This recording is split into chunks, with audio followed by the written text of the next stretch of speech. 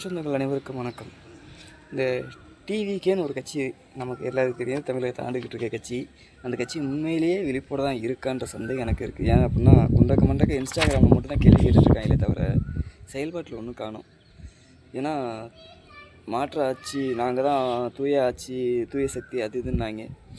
ஒரு மாற்றம் வேணுன்னா எங்களுக்கு ஓட்டு போடுங்கன்னாங்க. சின்ன பசங்களை சொல்லி அவங்க வீட்டில் வந்து நீ ஓட்டு போடலைன்னா நான் வந்து சோறு வைங்க மாட்டேன், ஏதோ அது பிந்து அப்பளம் விளம்பரம்னு நினைக்கிறேன். நான் சின்ன வயசில் பார்த்தேன், ஞாபகம் இருக்குது.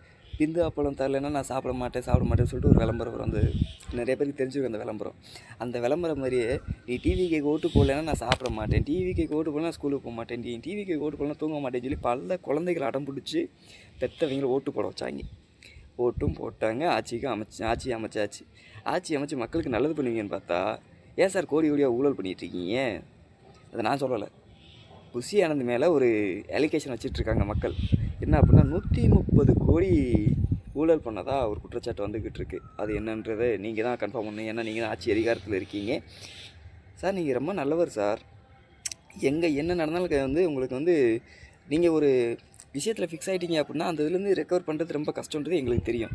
ஏன் அப்படின்னா நீங்கள் ஒரு ஃபோக்கஸ் பண்ணி ஒரு இடத்த பார்க்குறீங்க, ஒரு விஷயத்தை யோசிக்கிறீங்க அப்படின்னா குறைஞ்சது 3 மணி நேரம் உட்காந்த இடத்துல யோசிக்கக்கூடிய திறன் உங்களுக்கு மட்டும்தான் இருக்குது, வேறு யாருக்குமே இல்லை சார்.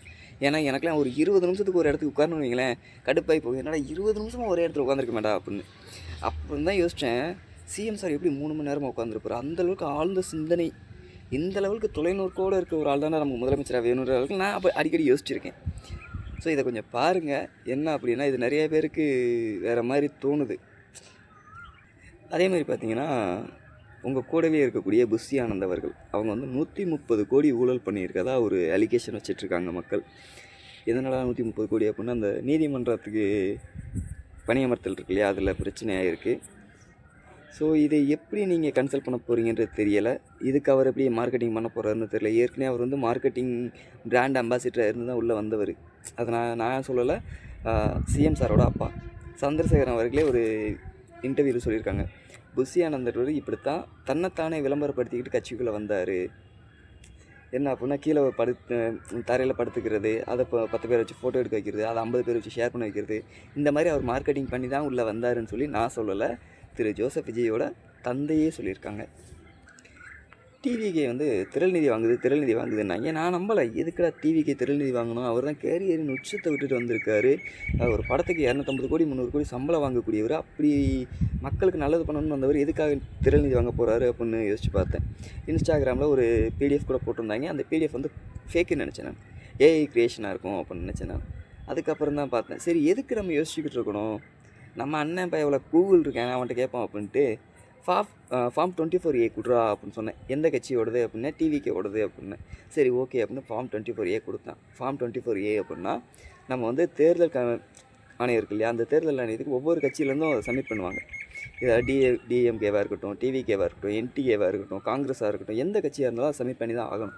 அந்த பிடிஎஃப் எடுத்து பார்த்ததுக்கப்புறம் தான் தெரியுது 7,16,50,000 ரூபா அவங்க வாங்கியிருக்கிறது உறுதி. ஏப்பா திருநிதினு எங்களை திட்டிட்டு நீங்கள் திருநிதி வாங்குறீங்களே அப்படின்னு தான் எனக்கு கேட்க தோணுது. க்ரௌட் ஃபண்டிங் இல்லாமல் எந்த பார்ட்டியும் நடத்த முடியாதுன்றது எல்லாருக்கும் தெரியும்.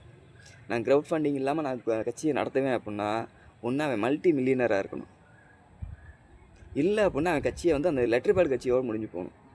ஒரு ஸ்டேட் லெவல் கட்சி அப்படின்னு வரும்போது, ஸ்டேட் லெவல் மல்டி லெவல் கட்சியாக இருக்கும்போது அது கண்டிப்பாக க்ரௌட் ஃபண்டிங் தேவைப்படும். ஏன் அப்படின்னா நம்ம ஒன்றும் எலான் மஸ்க் வாரிசு கிடையாது. அவங்க ஆரம்பித்தாங்க அப்படின்னா அவங்களுக்கு வந்து பணமே தேவைப்படுது, ஏன்னா கோடி கோடியாக வச்சுருக்கவங்க. நம்ம அப்படி கிடையாது, நம்ம க்ரௌட் ஃபண்டிங்லாம் வந்தாகணும். க்ரௌட் ஃபண்டிங்னா இது வந்து உங்களுக்கு ஈஸியாக இருக்கும். க்ரௌட் ஃபண்டிங்கிறது ஈஸியாக இருக்குல்ல, இது ஆங்கில வார்த்தை. இங்கிலீஷில் சொன்னால் க்ரௌட் ஃபண்டிங், தமிழில் சொன்னால் திரள் நிதி. இவ்வளோ தாண்டா வித்தியாசம், புரிஞ்சுக்கோங்களாடே.